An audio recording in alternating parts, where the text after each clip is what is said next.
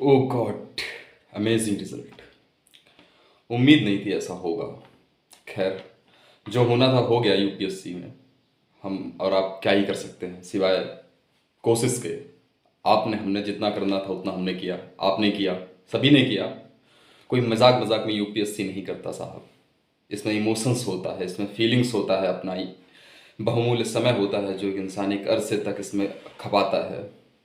खैर, आप लोग को अब तक पता चल गया होगा कि यूपीएससी ने अपना रिजल्ट घोषित कर दिया है। ये 11:30 बजे के लगभग आया था रिजल्ट इसका प्री का। और सारी बातें धरी की धरी रह गई कि यूपीएससी रिजल्ट आएगा कि नहीं आएगा, कट ऑफ, ये सब बातें अब कोरी सी साबित हो गई। रिजल्ट यूपीएससी ने अपना रिजल्ट घोषित कर दिया है। और जिन्होंने अपना रिजल्ट नहीं देखा है वो सरकारी रिजल्ट .com पे जाकर चेक कर सकते हैं। रोल नंबर या नाम से दोनों चेक कर सकते हैं। आप लोग इतने समझदार हैं। मैं एक कोटेशन से अपनी कुछ बातें शुरू करूंगा। आप लोग अगर सहमत हो तो सुन सकते हैं। उम्र थका नहीं सकती, ठोकरें गिरा नहीं सकती, अगर जिद हो जीतने की तो हार कभी हरा नहीं सकती।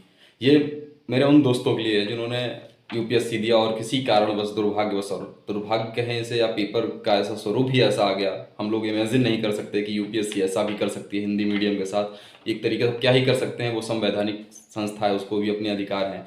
अब कोई राजनीतिक पार्टी तो है नहीं कि हम लोग धरना प्रदर्शन करेंगे तो उसको उसका वोट जाने का डर रहेगा तो वो अपने जो है स्टैंडर्ड को गिरा देगी। ऐसा कुछ करेगी नहीं, क्योंकि उसको तो वोट हमसे आपसे लेना नहीं है। कुछ नहीं कर सकते हम आप उससे रिक्वेस्ट करने के अलावा। अगर उसमें थोड़ी सी भी संवेदना होगी तो आर्ट्स और ह्यूमैनिटीज़ के बच्चों की जरूर सुनेगी, लेकिन कहाँ कौन सुनता है आज की इस मतलबी दुनिया में। एक सबसे बड़ी बात थी कि 28 मई को यूपीएससी का प्री हुआ और 12 तारीख को इसने अपना रिजल्ट दे दिया जून में। तो अब की जो रिजल्ट दिया 12 से 14 दिनों के अंदर उसने दे दिया। हमें लगता है बच्चों से और खिसी आ गई है कि यूपीएससी के 17 दिन नहीं पहले ही देते हैं। और बहुत आप लोग गेस कर रहे हो ना कि यूपीएससी पेपर का रिजल्ट नहीं देगी, सी सैट ऐसा कर देगी। रुको, मैं देती हूँ पहले। ये है यूपीएससी, क्या ही किया जा सकता है। दो चार छह बातें मैं आपसे शेयर करना चाहता हूँ और आगे की क्या रणनीति होगी, क्या होनी चाहिए, नोट्स कैसे बने। मैंने खुद अपने नोट्स बनाए हुए हैं, हैंड रिटन नोट्स बनाए हुए हैं, 10-10 नोट्स बनाए हुए हैं। बड़ी बड़ी कोचिंगों में मैंने पढ़ाई की है। मैं आपको दिखाऊंगा बहुत जल्द, आपके सामने वो ऑनलाइन शो करूंगा आपके स्क्रीन पे। बस दो चार बातें। इस समय आप बहुत प्रेशर में होंगे, मुझे पता है कि इस समय इतना प्रेशर आप घर, समाज, रिश्तेदार, दोस्तों का फेस कर रहे होंगे, उतना कोई नहीं कर सकता है, मुझे पता है। लेकिन जो मेन मुद्दे की बात है सिर्फ वो इतनी है, अगर आप सुनना चाहें तो।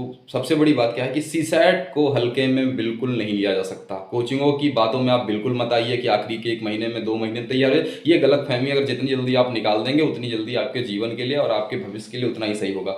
सीसैट को रेगुलर अगर आज से तैयारी शुरू कर रहे हैं 24 की, तो आज से रेगुलर 1 घंटे 2 घंटे चैप्टर से उसके गुजरना ही पड़ेगा। सीसैट के मानसिक रूप से आपको मजबूत होना पड़ेगा। पहली बात ये, घर वाले, रिश्तेदार, दोस्त, विरोधी, ये आपको आप नीचा ही नहीं दिखाएंगे, बल्कि आपके मनोबल को तोड़ेंगे कि हो गया, कर लिए। कुछ नहीं, आपको किसी के सवाल का जवाब नहीं देना है। आप अपने प्रति जिम्मेदार हैं, अपने माँ बाप के प्रति जिम्मेदार हैं। मानसिक रूप से मजबूत होना होगा और मटेरियल ऑथेंटिक रखने होंगे। आपको बहुत कम रखने होंगे और ऑथेंटिक रखने होंगे। ज़्यादा मटेरियल नहीं कि पूरा रैक भरा हुआ है और पढ़ना कुछ नहीं उसमें से, ऑथेंटिक मटेरियल। और जब भी आप उन मटेरियलों से या कोचिंग सेंटर से आप नोट्स बनाएंगे तो आपको एक बात याद रखनी है कि सी सैट और इसका जीएस का जो भी मटेरियल होगा आप उसको शॉर्ट में बनाएंगे, पॉइंट टू पॉइंट की। अगर आपका यूपीएससी 10 दिन बाद है तो इन 10 दिनों में इतनी स्पीड आपके होनी चाहिए कि आपका मटेरियल पूरा रिवाइज हो जाए, पॉइंट वाइज, पूरा गाथा नहीं पैराग्राफ के रूप में, पॉइंट टू पॉइंट आप लिखेंगे। तीसरी चीज़ है, लोगों की बातों को अनसुना करें, बिल्कुल इग्नोर करना है। आपकी अपनी मेहनत है, ये लंबी रेस है, मैराथन। लंबी रेस के घोड़े बीच में थका नहीं करते। आपको अपने पर और अपने ईश्वर, आप जिसको भी मानते हैं, उस पर पूरा भरोसा करना होगा और माँ बाप को भी भरोसे में लेना होगा। मेन पड़ाव अब आपका मेंस नहीं रह गया। आप मेंस ओरिएंटेड पढ़ाई ठीक है आप करिए, लेकिन आपको सबसे पहला पड़ाव यूपीएससी का प्री क्वालिफाई। जब आप प्री नहीं क्वालिफाई कर पाए तो बताइए अब मेंस के लिए आपके अंदर कितनी भी नॉलेज है, उसकी नॉलेज का क्या हुआ बताइए। मेरे पास भी बहुत नॉलेज है, क्या कर लेंगे बताइए। जब प्री है नहीं हुआ तो मेंस में क्या कर लेंगे आप? आपके पास बहुत ज़्यादा ज्ञान है, आप शेक्सपियर हैं, क्या कर लेंगे आप जब मेंस? कुछ नहीं होता जब तक आप प्री नहीं निकालेंगे। हिंदी मीडियम के बच्चों के साथ तो यही प्रॉब्लम है कि वो प्री निकाल नहीं पाते, उसके बाद कहेंगे कि जो है हमारा सिलेक्शन नहीं हुआ, रिजल्ट क्यों कम। अरे भैया, प्री नहीं हो रहा आप लोगों का, हिंदी मीडियम वालों का, तो कहाँ से मेंस होगा, कहाँ से आपका यूपीएससी में आखिरी में सिलेक्शन होगा? ये सब ठीक, ये सब कोरी बातें हैं मेंसों से। आपको पहले पॉइंट टू पॉइंट्स नोट्स बनाने हैं, आपको प्री ओरिएंटेड पढ़ाई करनी पड़ेगी, फैक्ट विद पैराग्राफ, ये सब आपको पढ़ने पड़ेंगे, पैराग्राफ के साथ आपको फैक्ट्स भी कंप्लीट करने पड़ेंगे। सबसे बड़ी चीज़ क्या है कि history, science and technology, world mapping, geography, ये तीन चार सब्जेक्ट ऐसे हैं जिन पे आपको अच्छी पकड़, कि अगर नींद में भी कोई आपसे उठा के कह दे कि बताइए इसका मतलब क्या हुआ इस सब्जेक्ट से है, तो तुरंत आप उसका जवाब दे लें।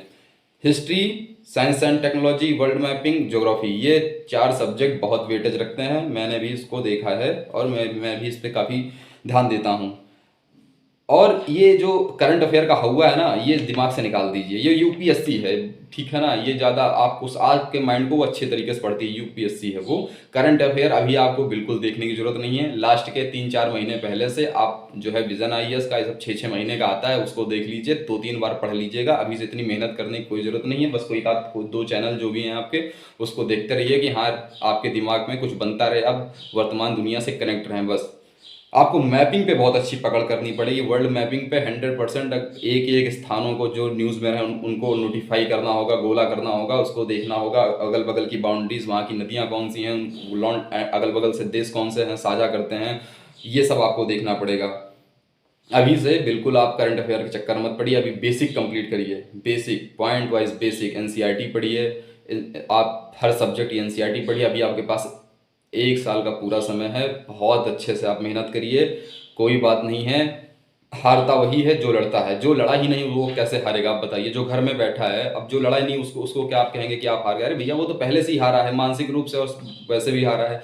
आपने लड़ा, आप हार गए, कोई दिक्कत नहीं, आपको आंतरिक सुख होगा कि मैंने कम से कम लड़ाई तो की। अगर आप यूपीएससी में अटेम्प्ट दे रहे हैं तो इससे बड़ी खुशी आपके लिए हो ही नहीं सकती, क्योंकि आप अटेम्प्ट देकर इतनी बड़ी चुनौती फेस कर रहे हैं, तो ये यूपीएससी में फेलियर कौन सी बहुत बड़ी चुनौती है, ऐसा मैं कुछ नहीं मानता हूँ। आखिरी में मैं सिर्फ अपनी बात खत्म कर रहा हूँ सिर्फ एक कोटेशन से, कि मुश्किलों का आना पार्ट ऑफ लाइफ होता है। मुश्किलें अगर आपकी लाइफ में आती हैं तो ये पार्ट ऑफ लाइफ होती है, और उनसे लड़कर आगे बढ़ना ये आर्ट ऑफ लाइफ होती है। और यूपीएससी के बच्चों में आर्ट ऑफ लाइफ तो होती ही है, इसमें कोई दो राय नहीं है। बस आप अपने आप को स्थिर रखें, ज़्यादा भटकाव मत दें, किसी की बातों को बिल्कुल मत सुनें। आप योग करें, पक्का योग से बहुत लाभ होता है, मैं भी करता हूँ, मेडिटेशन मैं भी करता हूँ, दिमाग को एकाग्रचित करने के लिए ईश्वर की आराधना भी कर सकते हैं। इस समय आप थोड़ा सा 2-4-10 दिन के लिए आप रिलीफ लीजिए, कहीं घूम कर आइए जहाँ भी आपको जाने का अच्छा लगता है, लेकिन उसके बाद जब आइए तो आप 1 साल तक कहीं नहीं जाएंगे, ये वादा करिए। 1 साल तक आप कमरे में बंद करके जहाँ भी आप रहकर पढ़ाई करते हैं वहाँ पर रहकर पढ़ाई करिए, कहीं भी आपको आने जाने की कोई ज़रूरत नहीं है। बस ये रहा, आगे की जो भी रणनीति होगी मैं एकांत में पूरे प्रूफ के साथ और पूरे अपनी नोट्स के साथ आपके साथ आऊँगा, और आगे भी मैं बहुत कुछ लाने वाला हूँ, अभी डिस्क्लोज नहीं करूँगा। आप परेशान मत होइए, जो भी हुआ अच्छा हुआ, आगे जो भी होगा अच्छा होगा। Best of luck.